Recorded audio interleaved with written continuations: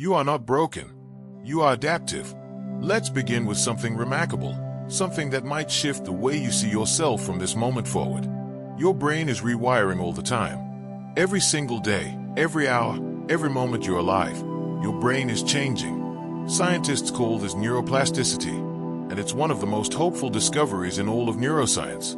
What this means is that the patterns you have now, the ways you think, the habits you've formed, none of them are permanent. Your brain is like a river, constantly carving new paths through stone. When you learn something new, when you practice a different way of thinking, your brain physically changes. New connections form between neurons. Old pathways that you stop using begin to fade. You are not stuck with the brain you have. You are always becoming. And here's something else that might surprise you. Your thoughts are not facts. They feel like facts, don't they? When a thought appears in your mind, it arrives with such certainty, such presence, that it seems absolutely true. But thoughts are more like weather patterns moving through the sky of your consciousness.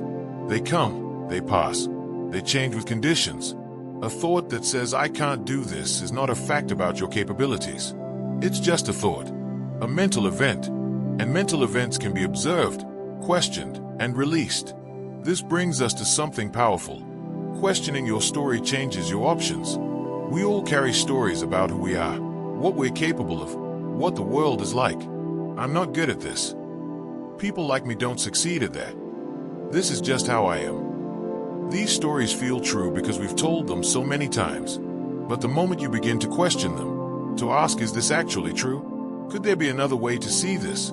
Something opens up. New possibilities appear. Options you couldn't see before suddenly become visible. Your story is not your prison. It's just one version of events, and you have the power to revise it. And when you do revise your story, when you reframe the way you see a situation, something fascinating happens in your body. Cognitive reframing reduces fight or flight. Your nervous system responds to the meaning you make of events, not just the events themselves. If you interpret a racing heart as danger, your body prepares to fight or flee. But if you reframe that same sensation as excitement or energy, your body shifts into a different state. The physiological response changes. This isn't just positive thinking. This is recognizing that the lens through which you view your experience directly shapes your biology. You have more control than you think. Now let's go deeper. Real change isn't just about doing different things. It's about becoming a different person. Change your identity, not just your actions. When you try to change behavior alone, you're fighting against who you believe you are. I'm trying to exercise, but I'm not really an active person. That's exhausting. But when you shift your identity, when you begin to see yourself as someone who moves their body, someone who values their health, the actions flow naturally. They are not forced. They are expressions of who you are. Identity is the deepest level of change, and it's available to you. You get to decide who you're becoming. And here's something almost magical about identity and belief. The Pygmalion effect shows us that expectations shape outcomes. When teachers believed certain students were gifted, those students performed better, even when they were chosen randomly. When you expect more from yourself, when you hold a vision of your capability, you unconsciously behave in ways that bring that vision into reality. Your expectations create a self-fulfilling prophecy. This works against you when you expect failure, but it works magnificently for you when you expect growth. What you believe about yourself matters more than you might imagine. So what if you approached your life differently? What if, instead of trying to get everything right, you reframed life as experiments? Every action becomes a test. Every challenge becomes data.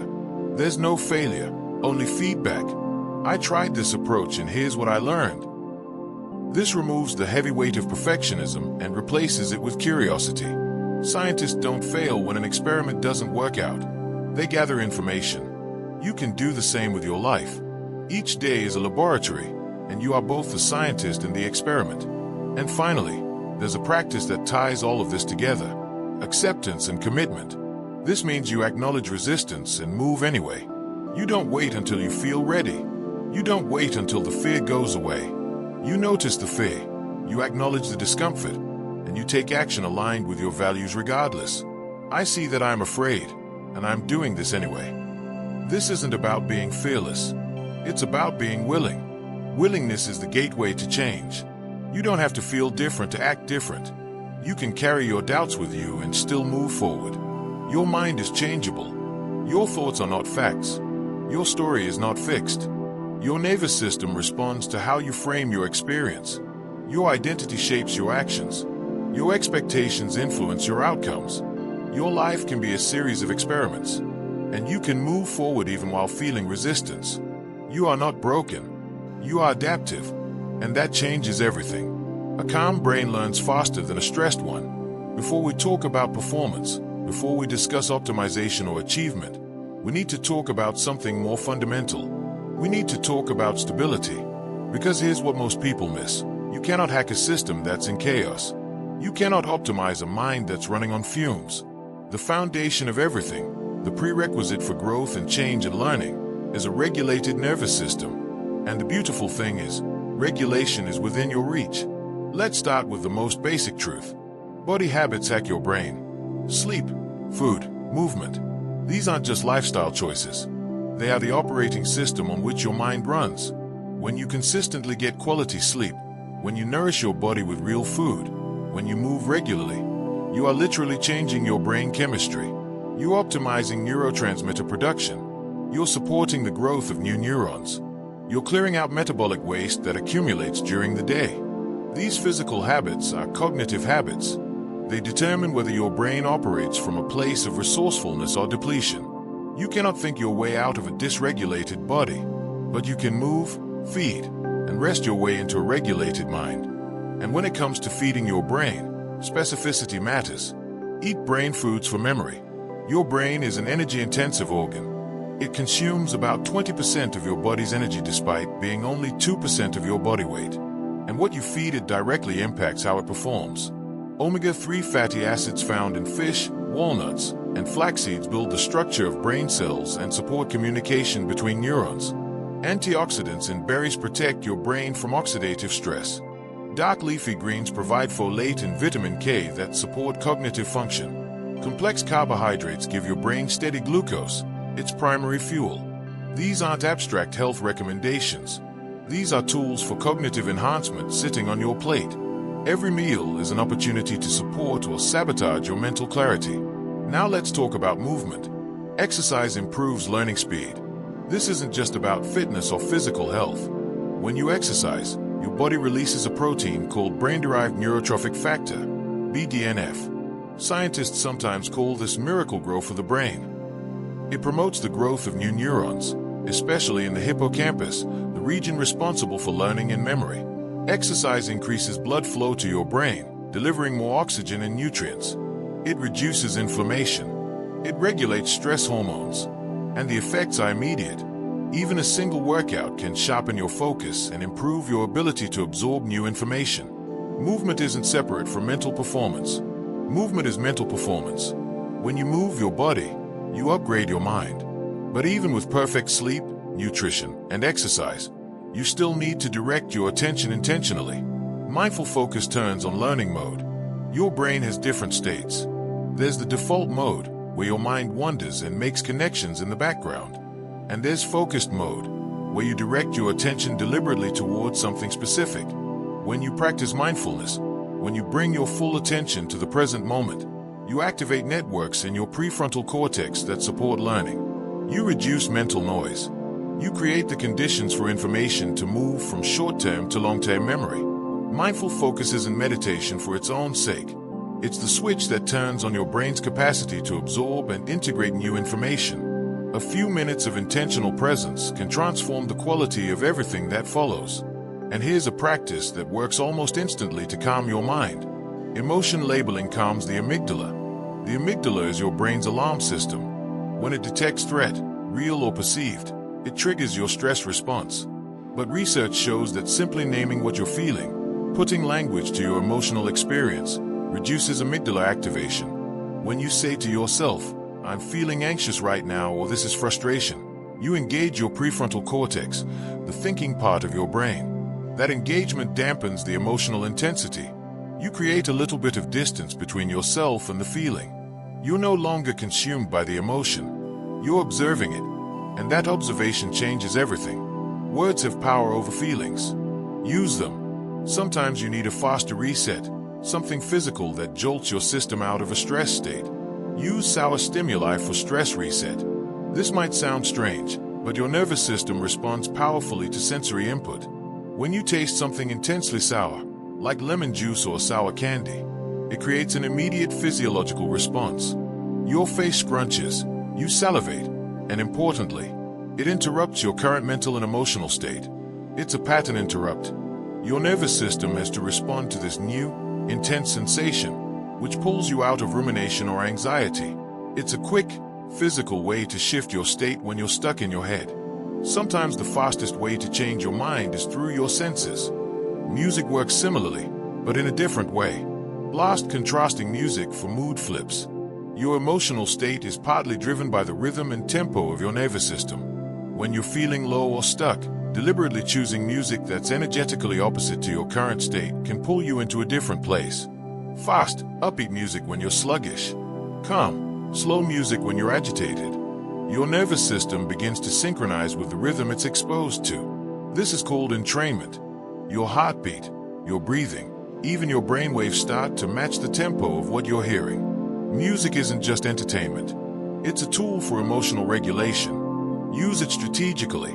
Now here's something that might seem too simple to work, but the research is clear. Power posing for instant confidence. Your body and mind are not separate systems. They are constantly communicating. When you stand in an expansive posture, chest open, head up, hands on hips or arms raised, your body sends signals to your brain that you are powerful. Studies have shown that holding these poses for even 2 minutes can increase testosterone, decrease cortisol, and make you feel more confident. It's not fake it till you make it. It's understanding that confidence isn't just a mental state. It's an embodied state. Your posture influences your psychology. Stand like someone who believes in themselves, and your brain starts to believe it too. And finally, there's a social dimension to nervous system regulation. Mirror then lead emotional tone. This is how you help others in yourself shift states. When someone is upset, you first match their energy, showing you understand and acknowledge what they are feeling. You mirror. Then, gradually, you shift your own tone toward where you want the conversation to go. You lead. And because humans unconsciously synchronize with each other, they often follow. You can do this with yourself too. Acknowledge where you are emotionally. Don't fight it. Then gently guide yourself toward a more resourceful state. This is emotional intelligence in action. It's regulation through relationship, even the relationship you have with yourself. A calm brain learns faster than a stressed one. Sleep, food, and movement hack your brain. Brain foods fuel memory. Exercise accelerates learning. Mindful focus activates learning mode.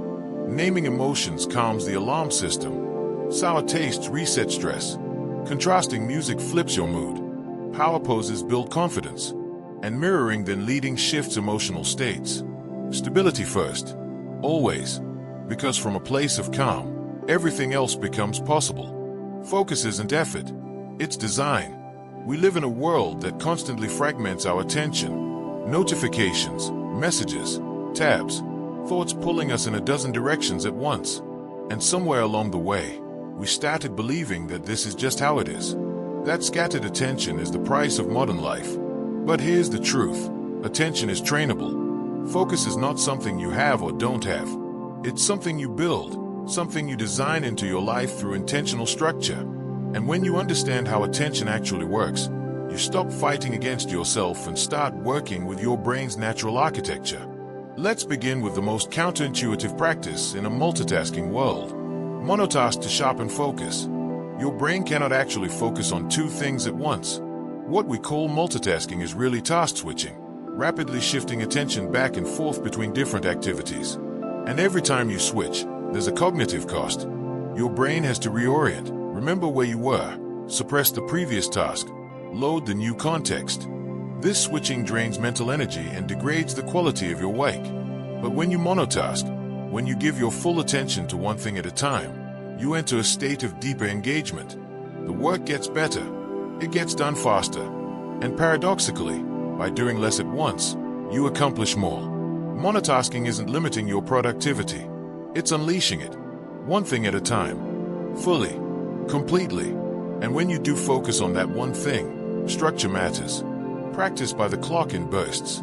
Your attention is not infinite. It has a rhythm, a natural rise and fall. Trying to sustain intense focus for hours is like trying to sprint a marathon. It doesn't work. But short, timed bursts of concentrated effort work beautifully. 25 minutes of focused work followed by a 5-minute break. 40 minutes on, 10 minutes off. The specific timing matters less than the principle. Intense focus, then release. This creates a sustainable rhythm. You're not depleting your attention. You're using it strategically. The clock becomes your ally, creating boundaries that paradoxically increase your freedom. When you know the work session ends in 25 minutes, you can go all in without burning out. This same principle applies to learning. Micro-learning in 10-minute chunks. Your brain absorbs information better in small, focused doses than in long, overwhelming sessions. 10 minutes of deliberate practice on one specific skill or concept, with full attention, creates stronger neural pathways than an hour of distracted studying. This is about concentration, not duration. When you break learning into micro-sessions, you can fit growth into the margins of your day.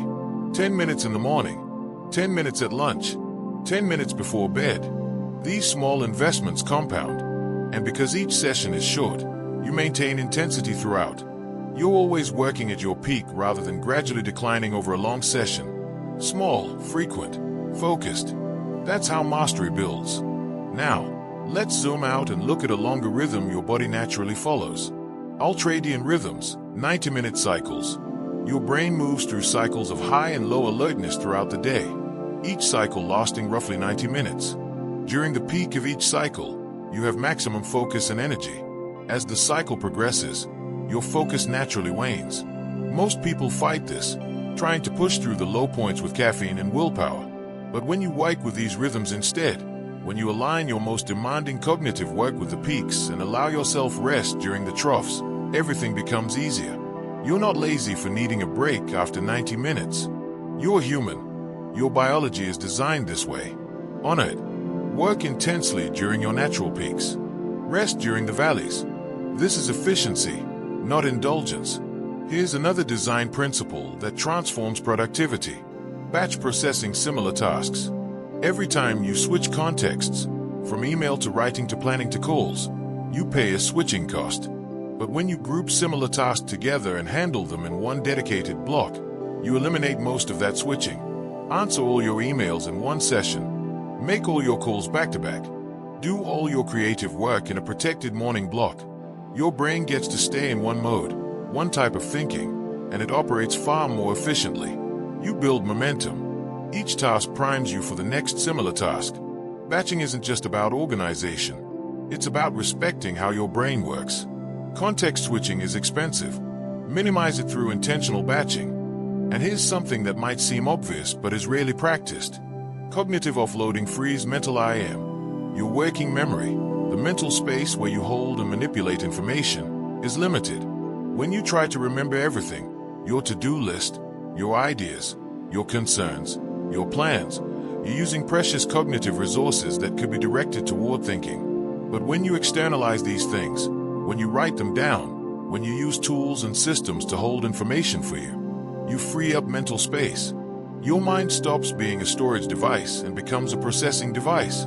This is why a simple list can feel so liberating. It's not just organization. It's freeing up mental IM. Get things out of your head and onto paper or into systems. Let external tools hold the details so your mind can do what it does best. Think, create, connect. Finally, let's talk about the economics of attention. Energy accounting. Spend willpower wisely. Willpower is not infinite. Every decision you make, every temptation you resist, every task you force yourself to do, draws from a limited pool of mental energy. This is why you make worse decisions at the end of the day. You're depleted. But when you understand this, you can design your life accordingly. Do your most important, most challenging work when your energy is highest. Automate or eliminate decisions that don't matter. Create systems that remove the need for willpower. Don't rely on motivation to get things done. Rely on structure. Your willpower is precious. Don't waste it on trivial choices. Spend it on what matters, when you have it, and design the rest of your life to run on autopilot. Focus isn't effort, it's design. Monotask to sharpen attention. Practice in timed bursts. Learn in 10-minute chunks. Honor your 90-minute cycles. Batch similar tasks. Offload thoughts onto external systems. And spend your mental energy like the precious resource it is. Attention is your superpower, but only when you stop trying to force it and start designing your life around how it actually works. When you work with your brain instead of against it, focus becomes effortless. Not because you're trying harder, but because you finally stop trying the wrong way. Your brain learns through struggle, not comfort. There's a popular myth about learning that sounds comforting but holds you back. The myth says learning should feel easy, that if you're struggling, you're doing it wrong, that the right method, the right teacher, the right hack will make everything click effortlessly. But neuroscience tells a different story. Your brain doesn't grow when things are easy. It grows when it's challenged, when it encounters difficulty and has to adapt. The struggle isn't a sign that learning is failing. The struggle is learning. And once you understand this, everything changes. Let's start with the foundation. Deep, effortful practice accelerates skills. When you practice at the edge of your ability, when you're operating in that zone where success isn't guaranteed but is possible with effort, your brain is forced to build new neural pathways. This effortful practice feels uncomfortable. It's mentally taxing. You make mistakes. You feel uncertain. But that discomfort is the feeling of your brain rewiring itself. Compare this to easy practice, repeating things you've already mastered. It feels good. It's comfortable. But it doesn't create growth. Your brain only changes when it has to, when the demand slightly exceeds your current capacity. So if your practice feels hard, if you're struggling and frustrated and having to think carefully about what you're doing, celebrate. That's exactly where learning happens. Embrace the difficulty. It's not a bug. It's the feature. Now, when you're facing a complex skill, the difficulty can feel overwhelming. Where do you even start? This is where structure saves you. Deconstruct skills into sub-skills. Every complex ability is really a collection of smaller, more manageable components. Playing guitar isn't one skill. It's chord transitions, rhythm, finger positioning, reading tabs, and dozens more sub-skills working together. When you break the larger skill down into its component parts, you can practice each piece individually until it becomes automatic. Then you integrate them. This prevents overwhelm and allows you to identify exactly where your weaknesses are. You're not bad at guitar. You're struggling with smooth chord transitions. That's specific. That's fixable. That's a sub-skill you can isolate and improve. Deconstruction turns impossible into systematic. And here's a counterintuitive approach to building those sub-skills. Backward chaining. Master the ending first. Most people learn skills from beginning to end, which means they practice the start over and over but rarely get to the finish. Backward chaining flips this. You start by mastering the final step, then you add the second to last step, working your way backward to the beginning. This means every practice session ends with success, with the part you've already mastered. It builds confidence, and it ensures you're equally competent at every stage of the skill, not just the opening. Think about learning a speech. Instead of always practicing from the start and losing steam halfway through, you master the conclusion first, then add the middle, then the opening. Now you can deliver the entire thing with equal strength. Backward chaining is especially powerful for skills with clear sequences. It changes the psychology of practice from repeated failure to accumulated success. Here's something that might surprise you. Error farming. Learn recovery, not perfection. Most people practice to avoid mistakes. They want everything to be clean and correct. But in real-world performance, mistakes happen. What matters isn't whether you make errors, but how quickly and smoothly you recover from them. So deliberately practice making mistakes and recovering. In music, intentionally miss a note and practice getting back on track without stopping. In conversation, practice losing your train of thought and smoothly transitioning. This builds resilience and adaptability. You're not aiming for brittle perfection that shatters the moment something goes wrong. You're building robust competence that handles the messy reality of performance. Mistakes aren't failures to avoid. They are skills to practice. Farm them intentionally, and you'll never fear them again. And where you practice matters more than you might think. Practice in varied environments. When you always practice in the same place, in the same conditions, your learning becomes bound to that context. You can perform well in your practice space, but struggle when the environment changes. But when you deliberately practice in different locations, at different times of day, With different levels of distraction, your learning becomes more flexible and transferable. Your brain has to work harder to extract the core skill from the varying contexts, and that extra effort creates stronger, more adaptable neural pathways. If you're preparing for a presentation, don't just practice in your room. Practice in different spaces, standing and sitting, quiet and noisy. You're not just learning the content, you're learning to access that content anyway. Variation builds robustness. Now let's talk about how you structure practice sessions. Interleave practice beats block practice. Block practice is when you work on one skill repeatedly before moving to the next. 20 free throws, then 20 layups, then 20 three-pointers. It feels efficient. You get into a rhythm. But interleave practice, mixing different skills within a single session, free throw, then layup, then three-pointer, then back to free throw, creates better long-term learning. Why? Because it forces your brain to actively retrieve and distinguish between different skills. You can't go on autopilot. Each attempt requires you to consciously select the right approach. That constant retrieval and differentiation strengthens learning. Block practice feels better in the moment. Interleaved practice works better for attention and transfer. Choose the one that works, not the one that feels easy. Timing matters too, not just within a session but across sessions. Spaced repetition beats cramming. Your brain needs time to consolidate learning, to move information from short-term to long-term memory. When you cram, you force everything in at once, and most of it disappears within days. But when you space your practice out, reviewing material at increasing intervals, you strengthen the neural pathways each time. First review after 1 day, then 3 days, then a week, then a month. Each successful retrieval makes the memory stronger and more permanent. This takes longer in calendar time but requires less total study time and produces dramatically better retention. Spacing feels inefficient because you forget between sessions and have to work to remember. But that forgetting and re-remembering is exactly what makes the learning stick. Embrace the spacing. Let yourself forget a little, then retrieve it again. Here's a principle that transforms study habits. The generation effect. Test before checking. Most people study by reading, reviewing, highlighting, but your brain learns far better when it has to actively generate information rather than passively receive it. Before looking at your notes or the answer, try to recall the information from memory. Try to solve the problem yourself. Even if you get it wrong, even if you struggle, the act of attempting to generate the answer creates stronger learning than simply reading the correct answer. This is why testing yourself is more powerful than reviewing. You're forcing your brain to actively construct knowledge rather than recognize it. So flip your study approach. Test first. Struggle to remember. Then check. That sequence, generation then feedback, is how information moves from temporary to permanent.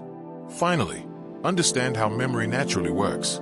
The serial position effect, first and last stick best. When you're learning a sequence or a list of information, you naturally remember the beginning and the end better than the middle.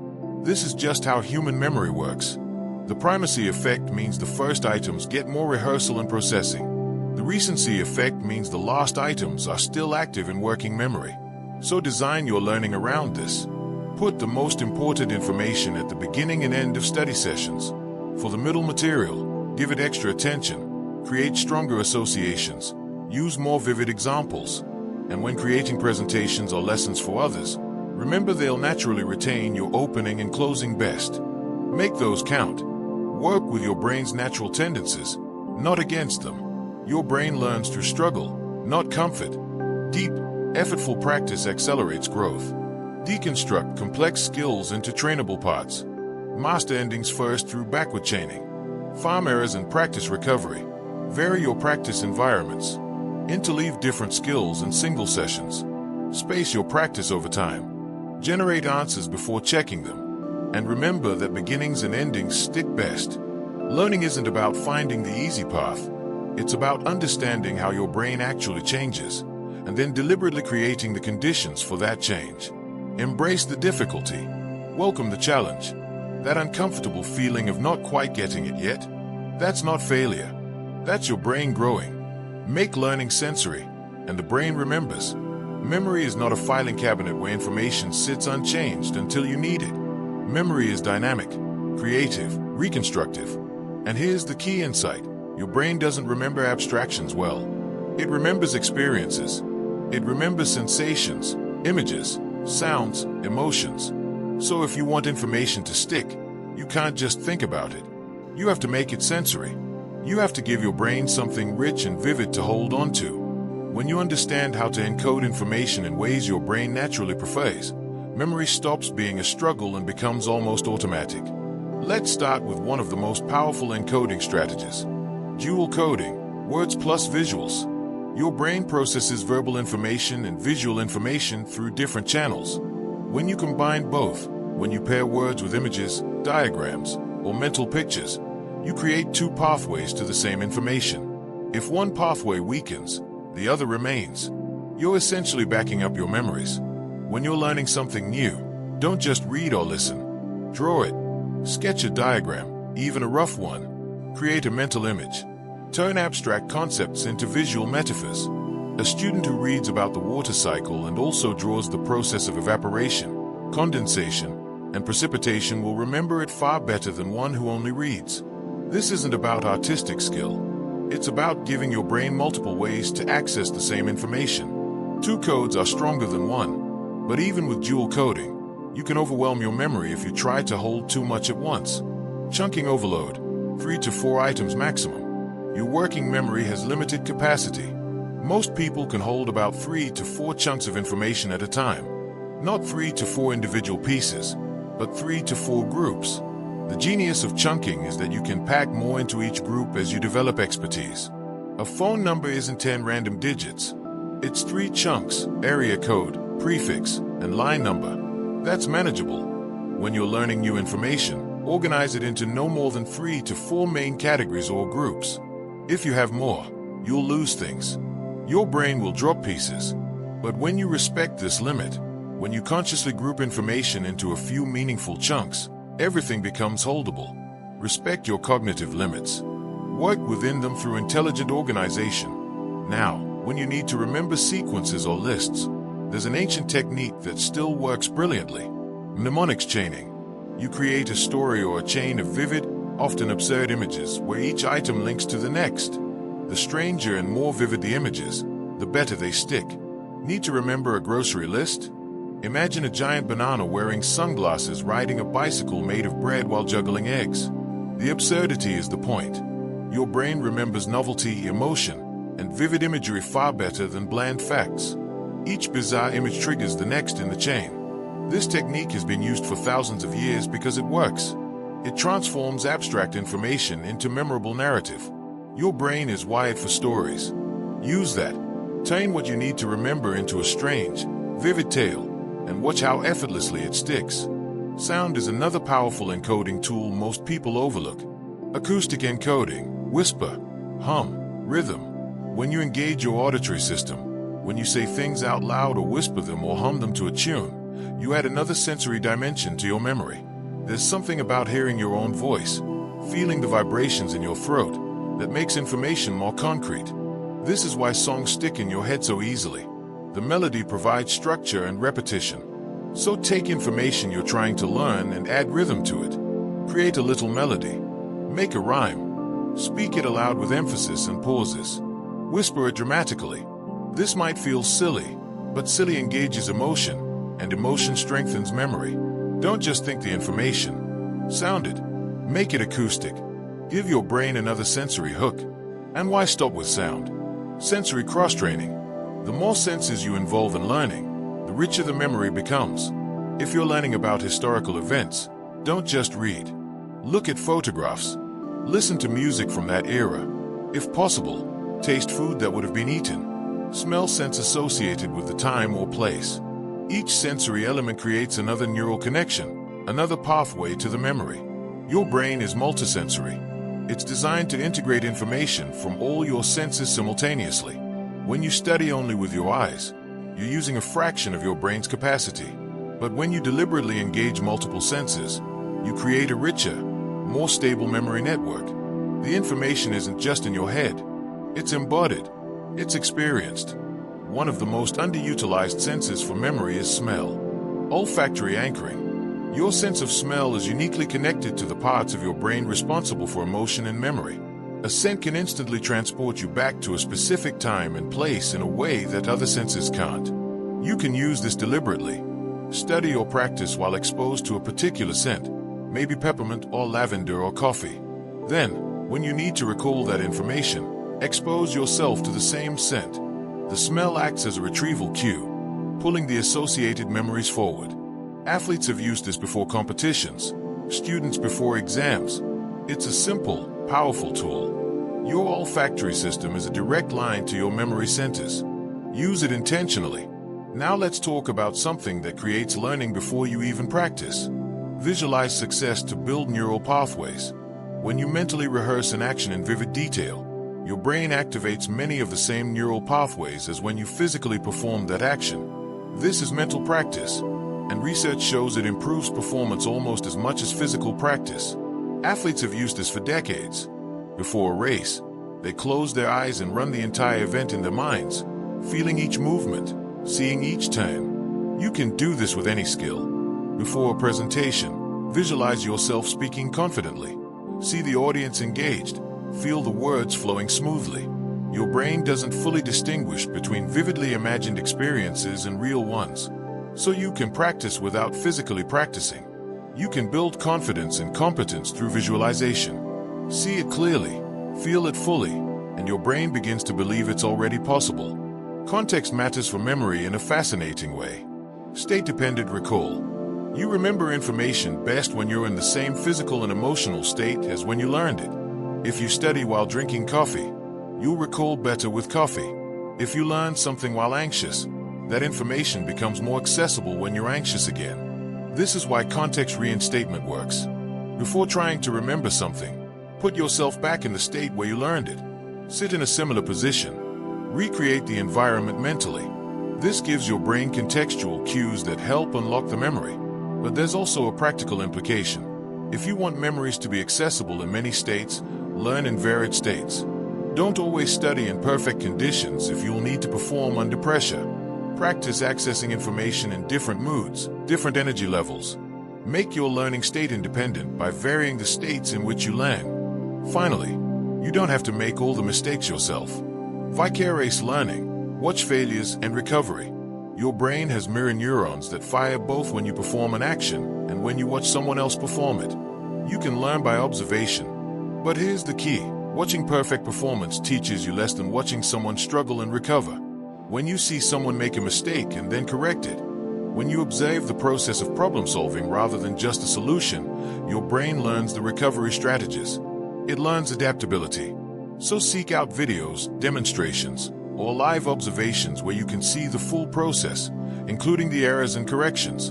Don't just watch highlight reels. Watch the struggle. Watch the adjustment. That's where the real learning lies. You're not just learning what to do. You're learning how to recover when things go wrong. And that makes you resilient. Make learning sensory, and the brain remembers. Combine words with visuals through dual coding. Respect your working memory by chunking into 3 to 4 groups. Chain memories with vivid, bizarre mnemonics. Add sound through whispering, humming, and rhythm. Cross-train your senses by involving sight, sound, touch, taste. Anchor memories with scent. Visualize success to build neural pathways before you practice. Use state-dependent recall or vary your learning states. And learn vicariously by watching both failures and recovery. Your brain isn't designed to remember dry facts and abstract concepts. It's designed to remember lived experiences, rich with sensation and emotion. So stop trying to memorize. Start trying to experience. Make your learning vivid, sensory, embodied. Give your brain what it actually wants. And watch how naturally the memories form. Consistency beats intensity, every time. We've been taught that building habits requires discipline, that you need to summon willpower and push through resistance until the behavior becomes automatic. And when habits fail, we blame ourselves. We think we're weak, that we lack commitment. But here's what that story misses. Willpower is unreliable. It fluctuates with your energy, your stress, your blood sugar. Building a life on willpower is like building a house on sand. What actually works is something different. It's not about trying harder. It's about designing smarter. When you understand the architecture of habits, when you reduce friction and remove the need for motivation, behavior change becomes almost inevitable. Let's start with the most important principle. Start habits so small they're impossible to skip. Most people set ambitious goals. Meditate for 20 minutes. Exercise for an hour. Write 1,000 words. And when life gets busy or energy runs low, they skip it entirely. Then the guilt sets in, and the habit dies. But what if your goal was absurdly small? 1 push-up, 1 minute of meditation, 1 sentence written. These are so easy that you can do them even on your worst days. And here's the magic. Once you start, you often continue. The barrier isn't the full workout. It's starting. So make starting trivial. Make it impossible to say no. You can always do more, but you only need to commit to the minimum. Small and consistent beats ambitious and sporadic, every single time. Now, habits don't exist in isolation. They need a place in your day. Attach habits to existing routines. Your brain already has established patterns, things you do automatically every day. Wake up, brush teeth, make coffee, check your phone. These are anchors, reliable moments in your day. When you attach a new habit to an existing one, you're borrowing the automaticity. After I pour my coffee, I'll meditate for 1 minute. After I brush my teeth, I'll do 1 push-up. The existing routine becomes the trigger for the new behavior. You're not relying on remembering or motivation. You're piggybacking on something that already happens without thought. This is how habits slip into your life without effort. Find your anchors. Link your new behaviors to them. And you can take this further. Habit stacking bypasses motivation. Once you've attached 1 new habit to an existing routine, you can stack another habit on top of that one. After I pour coffee, I meditate. After I meditate, I write 1 sentence in my journal. After I journal, I do 5 push-ups. You're creating a sequence, a chain of small behaviors where each one triggers the next. This removes decision-making from the equation. You're not deciding whether to meditate or journal or exercise. You're just following the sequence.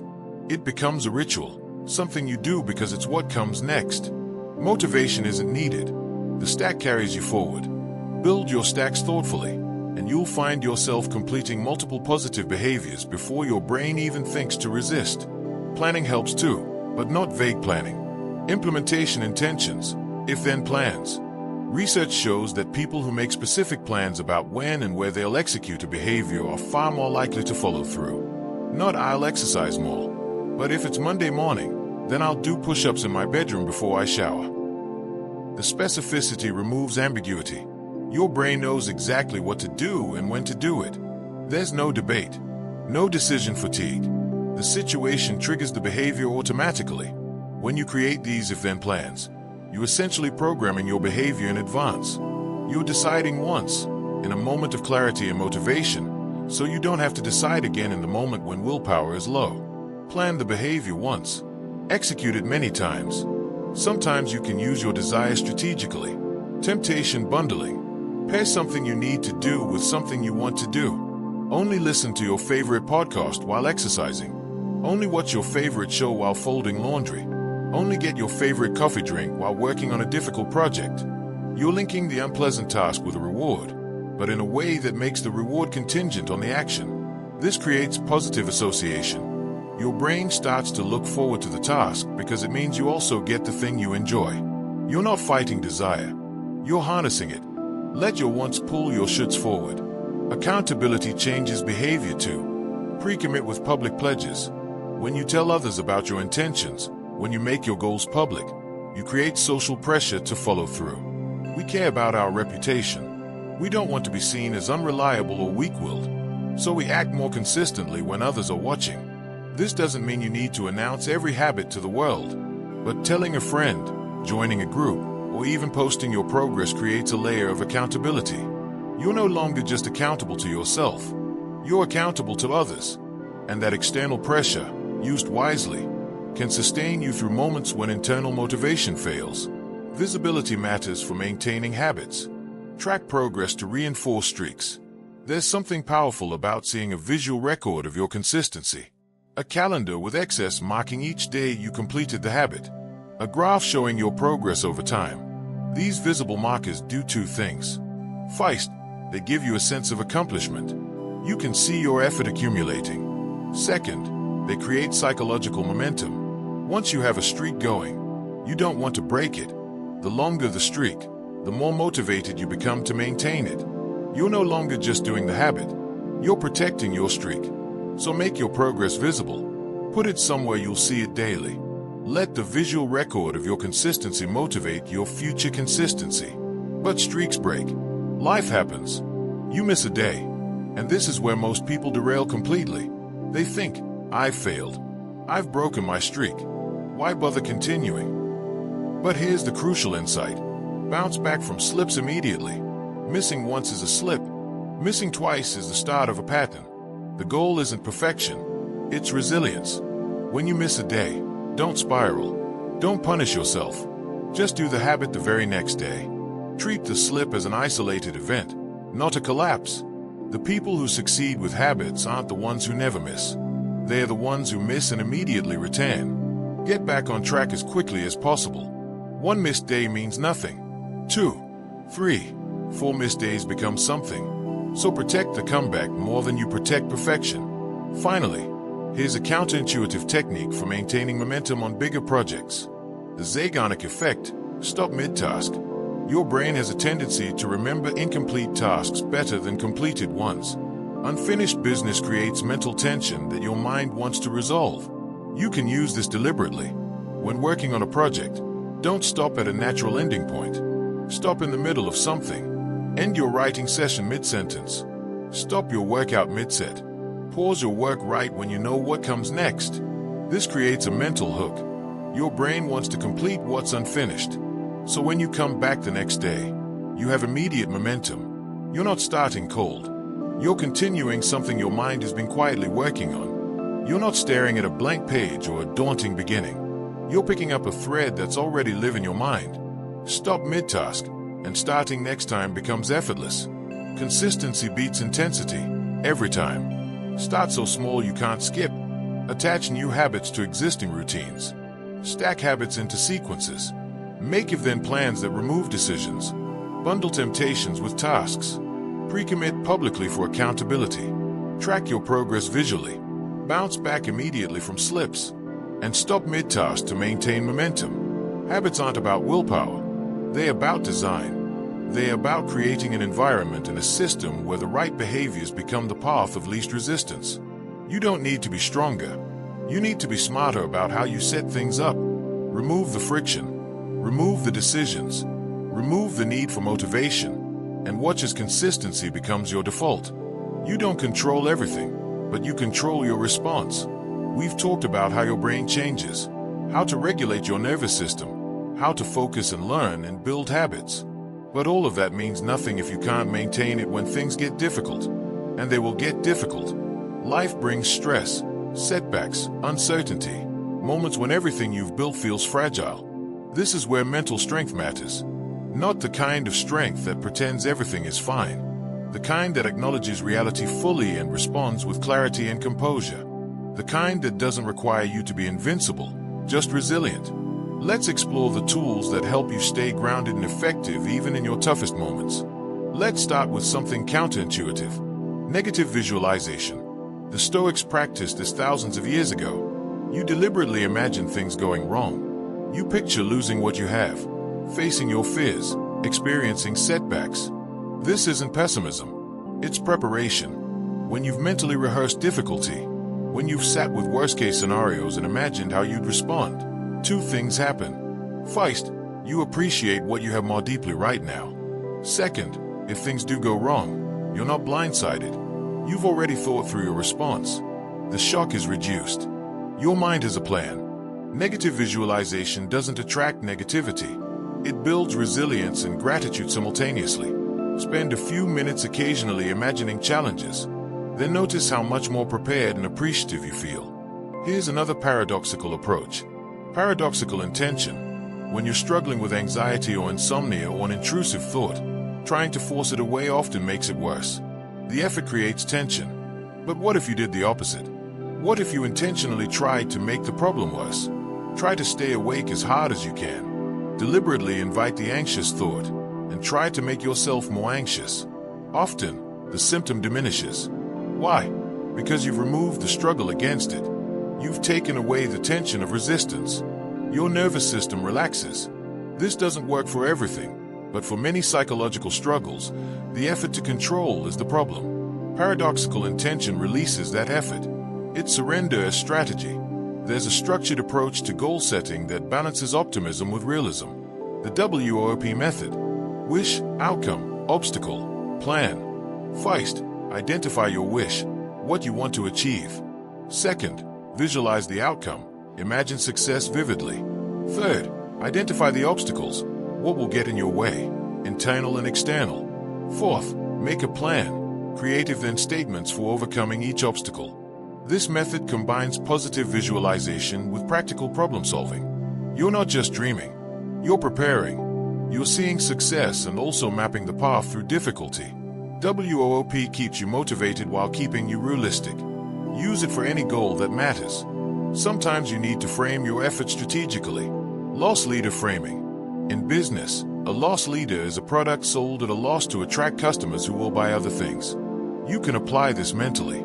View your initial effort, your first attempts, your early work, as a loss leader.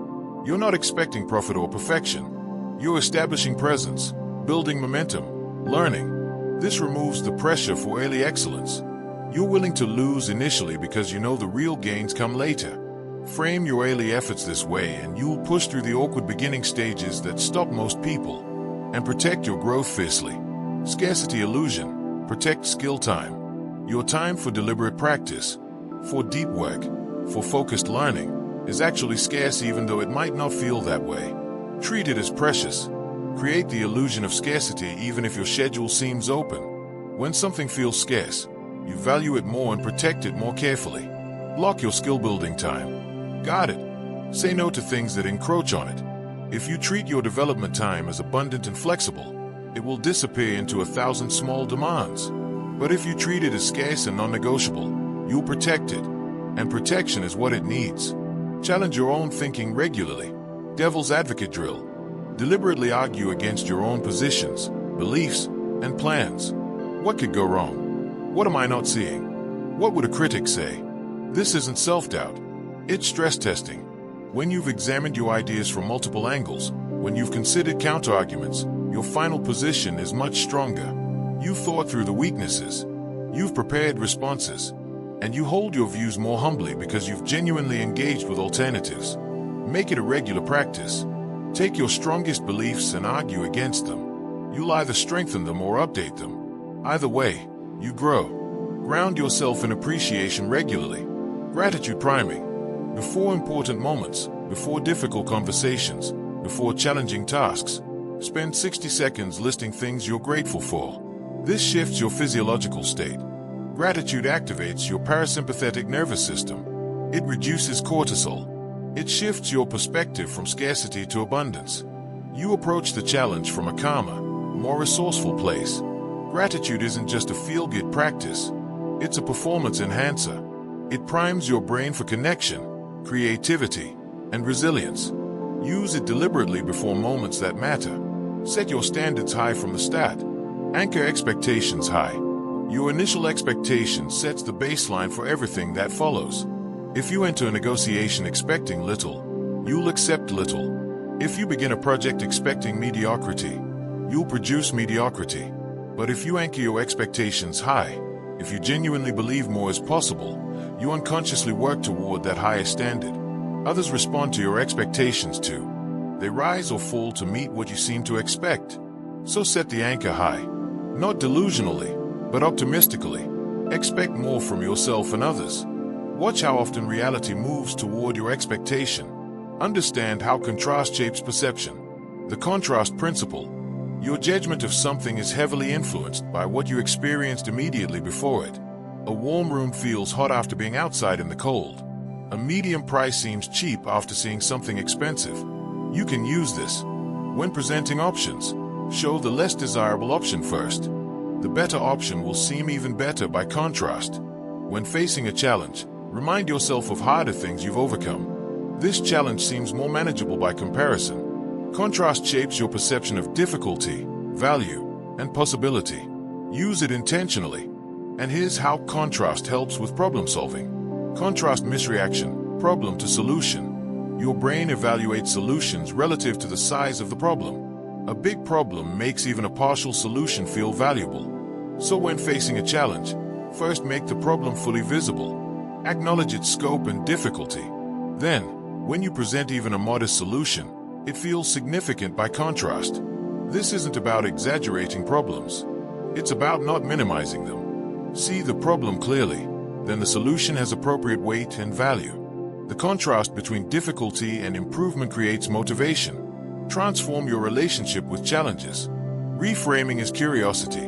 When you encounter a problem, instead of reacting with frustration or anxiety, respond with curiosity. That's interesting. I wonder why that happened. I wonder what I could learn from this. This simple shift in framing changes your emotional and cognitive response. Frustration closes your mind. Curiosity opens it. You move from reactive to investigative, from victim to scientist. Problems become puzzles. Setbacks become data. This doesn't eliminate difficulty, but it completely changes how you experience it. Practice the phrase, "That's interesting." Use it genuinely. Watch how it transforms your relationship with adversity. Plan for stress in advance. Implementation intentions under stress. We've talked about if-then planning, but it's especially important for stressful moments. If I feel overwhelmed, then I'll take 3 deep breaths and name what I'm feeling. If I receive criticism, then I'll pause, thank them, and ask a clarifying question before responding. If I make a mistake in a presentation, then I'll acknowledge it briefly and continue. You're programming your behavior for moments when your thinking brain goes offline. Stress makes you reactive. Pre-planned responses make you effective even under pressure. Identify your common stressful situations. Create specific if-then plans for each. Practice them mentally. When the moment comes, you'll have a script. Practice under realistic conditions. State matching practice. If you'll need to perform under pressure, practice under pressure. If you'll need to think clearly while anxious, practice thinking clearly while anxious. Don't only practice in perfect conditions. Deliberately introduce the stresses you'll face. Give your presentation with loud music playing. Study while slightly sleep-deprived. Practice your skill while nervous. This prepares your nervous system. Performance under pressure becomes familiar instead of shocking. You're not hoping you'll handle it. You've already handled it many times in practice. Match your practice state to your performance state. Simulate scenarios mentally. Shadowboxing simulation. Athletes shadowbox, practicing their movements without an opponent. You can do this mentally for any performance or interaction. Mentally rehearse the difficult conversation. Run through the presentation. Imagine the interview. Experience it as vividly as possible in your mind. See it from your perspective. Feel the sensations. Hear the words. This mental simulation activates similar neural pathways as the real experience. You're training your brain and nervous system. When the real moment arrives, it feels like a repetition, not a first attempt. Shadowbox your challenges. Practice them mentally until they feel familiar. Set yourself up to remember. Perspective memory cues. Perspective memory is remembering to do something in the future. I need to remember to call someone this afternoon. I need to remember to bring something tomorrow. You can't rely on just remembering. Use external cues.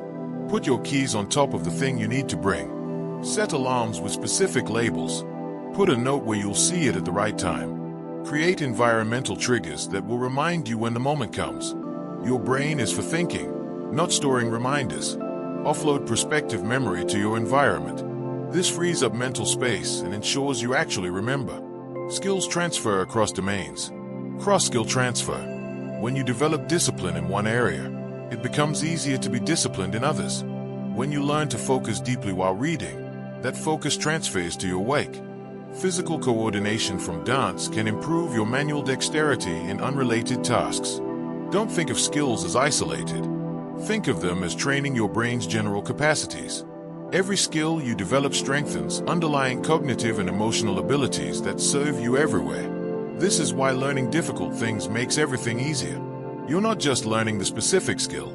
You're training the meta-skill of learning itself. Eventually, support systems should fade. Scaffolding fade. When learning something new, you need structure, support, guidance.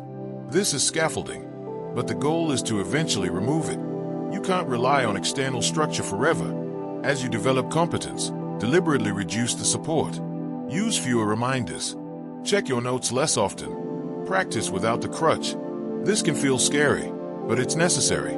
Scaffolding helps you build. But if it never comes down, you never know if the structure can stand on its own. Gradually fade the support. Trust your growing competence.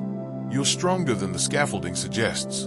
And we close where we began, with gratitude and identity reinforcement. Take a moment right now, even in your mind, to acknowledge something you're grateful for. Perhaps it's the time you've spent here. Perhaps it's your willingness to learn. Perhaps it's simply the fact that your brain is capable of growth. And remind yourself of who you're becoming. Not who you wish you were. Who you're actively becoming through your choices, through your practice, through your commitment to growth. Identity isn't static. It's something you're building every day. Acknowledge the person you're growing into. Be grateful for that person. They're emerging through every small choice you make. You don't control everything, but you control your response. Use negative visualization to prepare and appreciate. Try paradoxical intention when struggling. Apply WOOP for realistic goal setting. Frame early efforts as loss leaders. Protect your skill time as scarce. Devil's advocate your own thinking. Prime with gratitude before challenges. Anchor expectations high. Use contrast to shape perception. Reframe problems as curiosity. Plan your responses to stress. Match practice to performance conditions. Shadowbox your challenges mentally. Set perspective memory cues. Let skills transfer across domains. Gradually fade your scaffolding. And close each day with gratitude and identity reinforcement. Mental strength isn't about being unbreakable. It's about being flexible, prepared, and responsive. It's about having tools for every moment. It's about knowing that regardless of what happens, you have ways to respond that serve you. You've learned about neuroplasticity, nervous system regulation, focus, learning, memory, habits, social dynamics, and mental resilience. But here's what really matters. You've been applying these principles just by engaging with them. Your brain has been rewiring while you listened. You've been practicing attention by following along. You've been encoding memories through the vivid examples and metaphors. You don't need to do anything with this information right now. You don't need to create a plan or make a commitment or change your entire life tonight. Just rest. Let your mind integrate what it's encountered. Trust the process of consolidation happening beneath your awareness. And the most powerful mind hack of all is realizing your brain has been learning this whole time.